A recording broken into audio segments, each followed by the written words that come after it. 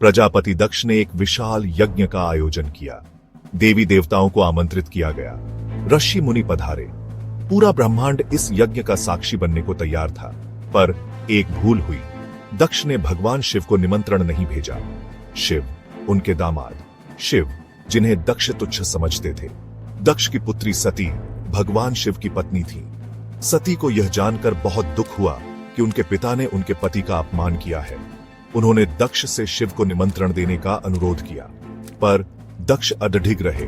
उन्होंने शिव को अपशब्द कहे। सती का हृदय टूट गया। सती ने तय किया कि वह बिना निमंत्रण ही यज्ञ में जाएंगी। वह अपने पति का अपमान सहन नहीं कर सकती थी। शिव ने उन्हें समझाने की कोशिश की, पर सती अडिग रही। अंततः शिव ने हार मान ली और सती को यज्ञ में जाने की अनुमति दे दी। सती यज्ञ स्थल पर पहुंची। सभी ने उनका स्वागत किया, पर दक्ष ने उनसे भी बात नहीं की। सती ने देखा कि उनके पति के लिए यज्ञ में कोई स्थान नहीं है। दक्ष ने शिव को अपमानित करने का कोई मौका नहीं छोड़ा। सती से यह अपमान देखा नहीं गया। उन्होंने दक्ष को फटकार लगाई। उन्होंने कहा कि शिव इस सृष्टि के रचयिता है। उनका अपमान पूरे ब्रह्मांड का अपमान है। दक्ष ने सती की बात अनसुनी कर दी। वे शिव को अपमानित करते रहे। सती का हृदय क्रोध और अपमान से भर गया। उन्होंने अपने पिता के सामने ही यज्ञ की अग्नि में कूदकर आत्मदाह कर लिया।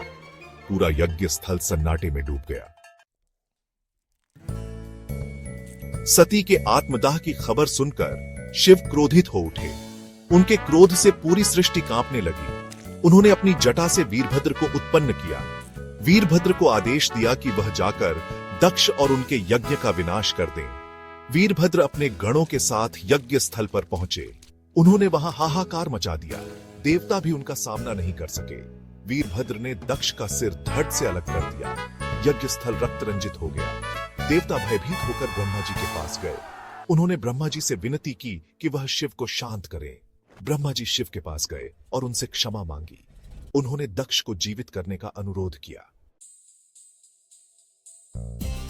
शिव ने ब्रह्मा जी की बात मान ली। उन्होंने दक्ष को जीवित कर दिया। दक्ष को अपनी गलती का एहसास हुआ। उन्होंने शिव से क्षमा मांगी। शिव ने दक्ष को क्षमा कर दिया। सती ने पार्वती के रूप में हिमालय पुत्री के रूप में जन्म लिया।